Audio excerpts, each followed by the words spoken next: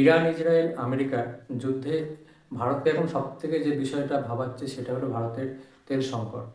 ইতিমধ্যেই ভারতের গ্যাসের দাম 60 টাকা অবধি বাড়ানো হয়েছে, যেটা যে ভারতের যে সমস্ত বিপুল জনসংখ্যা রয়েছে তার উপর একটা কিন্তু গভীর প্রভাব ফেলেছে। তো সংসদে গতকাল ভারতের বিদেশমন্ত্রী এস জয়শঙ্কর এই বিষয়টা বলে যে এই যুদ্ধের থেকেও ভারতের সবথেকে যে বিষয়টা চিন্তার সেটা হলো তেল সংকট এবং এই গ্যাসের দাম বৃদ্ধি। তার মূলত কারণ যে ভারত প্রধানত পশ্চিম এশিয়া থেকে গ্যাস আমদানি করে। ভারতের যে পরিমাণ গ্যাস বা তেল দরকার হয় তার অনেকটা এই পশ্চিম এশিয়ার দেশগুলো থেকে, সৌদি আরব, ইরান, কুয়েত, কাতার এইগুলো থেকে আমদানি করতে হয়। ইরান ইসরায়েল যুদ্ধে কী হয়েছে, হরমুজ প্রণালী বন্ধ হয়ে যাওয়ার জন্য ভারত এই রাস্তাটা বন্ধ হয়ে গিয়েছে। সেই কারণে ভারতের এখন বর্তমানে গ্যাসেরটা অতটা আমদানি করতে পারছে না, যার ফলে গ্যাসের দাম বৃদ্ধি পেয়েছে। ইতিমধ্যে ভারতের বিদেশমন্ত্রী জয়শঙ্কর বিষয়টি রাজ্যসভায় তিনি বলেন যে ভারতের এখন যুদ্ধের থেকেও এই পরিস্থিতিটা বেশি নজরদারি দিতে হবে। তো ভারতের বিদেশমন্ত্রী এটাও বলেছে, আশ্বস্ত করেছে ভারতবাসীকে যে এই যে তেলের দাম যাতে না বাড়ে তার দিকে ভারত কিন্তু লক্ষ্য রাখবে। এদিকে যে মার্কিন রাষ্ট্রপতি ডোনাল্ড ট্রাম্প তিনি যে বিষয়টা বললেন যে তেলের দাম যদি, তিনি যুদ্ধ থেকে মন দিয়েছেন, বলেছে তেলের দাম বাড়লেও তিনি চিন্তিত নন। তিনি ইরান ইসরায়েল যুদ্ধে নিয়ে এখন পড়ে রয়েছে এবং যে আমেরিকার যে সৈন্য ইসরায়েলকে সাহায্য করছে এই ইরান ইসরায়েল যুদ্ধে, সেটা তিনি কন্টিনিউ করবে এবং কোনো রকম বোঝাপড়ার মধ্যে আসবে না। অর্থাৎ এই যুদ্ধটা যে সুদূর প্রসারী হবে, আগামীতেও চলবে, সেটা বোঝা যাচ্ছে। এখন ভারতের যে তেল মজুদ আছে সেটা দিয়ে ভারতবর্ষে কতদিন চলবে সেটা পরে বোঝা যাবে, কিন্তু বর্তমানে ভারতের তেলের দাম এখনও পর্যন্ত বাড়েনি, শুধুমাত্র গ্যাসের দামটা বেড়েছে।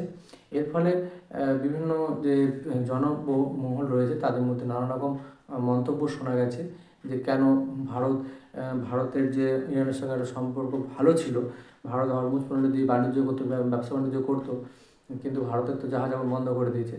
কিন্তু সম্প্রতি আরও একটা খবর উঠে এসছে যে এস জয়শঙ্কর যখন ইরানের যিনি প্রধানমন্ত্রী ছিল, বিদেশমন্ত্রী ছিল, তার সঙ্গে যখন কথা বলে তখন ভারতের এটা শোনা গিয়েছিল যে ভারতের বাণিজ্য জাহাজগুলোকেও এই হরমুজ প্রণালী ব্যবহার করতে দেবে এই যুদ্ধ পরিস্থিতিতেও। কিন্তু তার ফলেও যে গ্যাসের দাম বেড়ে গেল, এটা একটা চিন্তার বিষয়। আগামীতে তেলের দাম বাড়বে কিনা সেটা সময় বলবে, কিন্তু বর্তমানে ভারতের কাছে যুদ্ধের থেকেও এটা একটা বেশি সংকট। তেলের দাম বৃদ্ধি হলে ভারতের কিন্তু নানা রকম মানে প্রতিক্রিয়া সৃষ্টি হবে। আর ইরান সেটাই চাইছে যে তেলের দাম যেন আরও বেড়ে যায়। একটা রিপোর্টে যেটা শোনা যাচ্ছিলো তেলের দাম নাকি ইরান চাইছে প্রায় $200 ব্যারেল পিছু যেন চলে যায়। এটা যদি চলে যায় তাহলে বিশ্ববাজারে একটা অর্থনৈতিক মন্দা তৈরি হবে এবং ইরান সেইটাই চাইছে যে এই যুদ্ধে আমেরিকার যতটা ড্যামেজ ইরান করতে পারে সেটাই।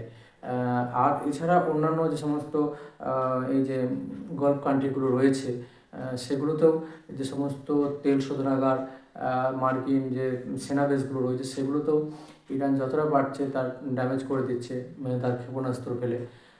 তো এখন আমেরিকা চাইছে যে ইরানে একটা সরকার আসুক, কিন্তু ইরানের যিনি খামেনি প্রধান মারা গেলেন, তার ছেলেই এখন মসনদে বসছে। এটাই আমেরিকার এখন গোসা হয়েছে, রাগ হয়েছে। তো সেটা আমেরিকা হতে দিতে চাইছে না। তো বর্তমানে ইরান এবং ভারতের যে পরিস্থিতি নিয়ে আমি এই প্রতিবেদনটি দিয়ে আলোচনা করলাম। নমস্কার, আমি প্রিয় দর্শক বন্ধু, আমি ভিডিওটা এখানে শেষ করব। আপনারা যারা আমার চ্যানেলে প্রথম, তারা এই চ্যানেলটিকে সাবস্ক্রাইব করে রাখুন। আমি এই চ্যানেলের মাধ্যমে বিভিন্ন দেশ বিদেশের রাজনৈতিক বৈদেশিক খবরগুলো ব্যাখ্যা বিশ্লেষণ করে থাকি। ধন্যবাদ।